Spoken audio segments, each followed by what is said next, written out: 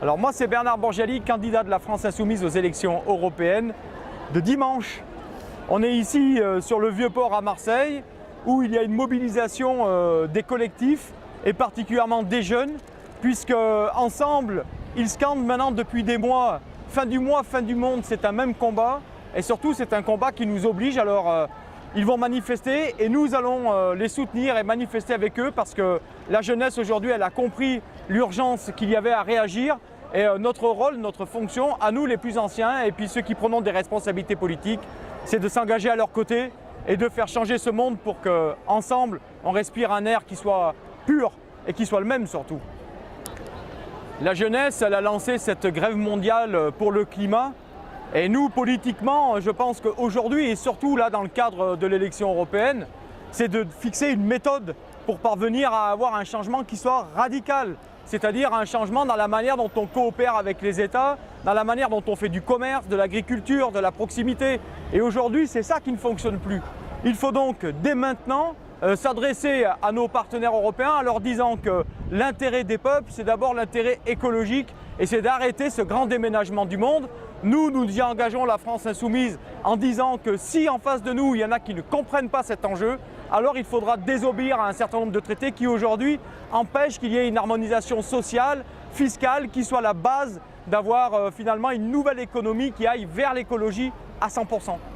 En tout cas, aujourd'hui, quand on voit les différents textes qui traitaient de l'écologie, d'abord on voit que soit ils ont été refusés par certains groupes parlementaires, et notamment le groupe du PPE dans lequel il y a cette espèce d'alliance assez large entre les sociodémocrates, la droite allemande, la pseudo-gauche, en tout cas les socialistes allemands, français, etc. Et on se rend compte que l'écologie, pour l'instant, ça a juste été un petit médaillon à se mettre à la chemise, mais que ça n'a jamais été une politique volontariste.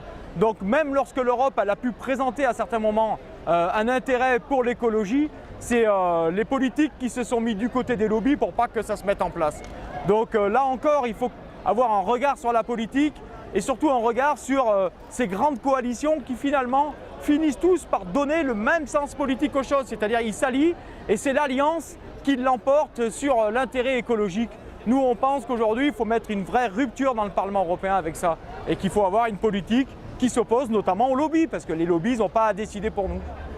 Alors j'ai été invité cette semaine déjà par un collectif de gilets jaunes qui justement a organisé un débat citoyen à Pertuis dans le Haut-Luberon et là-bas on leur a privé de leur gare, on les a privés de leur gare et de leur desserte ferroviaire.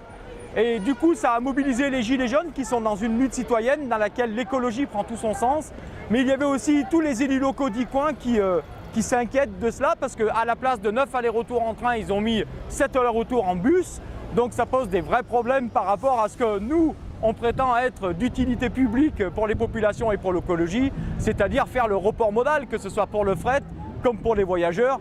Ils sont mieux dans les trains, dans des transports collectifs sécurisés de qualité et peu polluants que dans des autocars. Il faut aller vers, au contraire, une politique de développement du train et d'aller de plus en plus vers la gratuité pour offrir l'alternative. Sinon les gens, ils vont prendre leur voiture et ce sera encore des gaz à effet de serre et des problèmes sur les routes.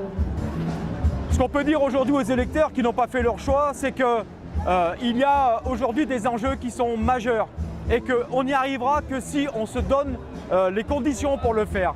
La France Insoumise, c'est fixer comme objectif la règle verte. La règle verte, c'est de ne pas prendre plus à la planète que ce qu'elle peut produire. Or, depuis le 10 mai, nous sommes à crédit sur notre nature, sur l'écosystème. La planète ne s'éteindra pas, mais l'écosystème peut disparaître. Et c'est de ça dont on va parler. Et c'est le premier combat que nous allons mener demain au Parlement européen, c'est d'instaurer la règle verte avec un tribunal international qui va condamner sérieusement les pays qui n'appliquent pas les règles essentielles pour sauver notre écosystème.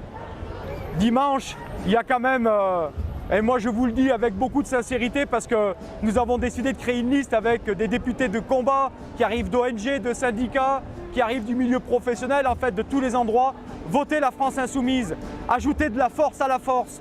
Aujourd'hui nous sommes crédités de 10%, montrons-leur qu'aujourd'hui ce mouvement humaniste, écologiste et social peut emmener avec lui cette force populaire pour changer écologiquement, pour combattre pour que notre climat reste un bon climat, pour que les générations de demain puissent respirer un bon air. Merci.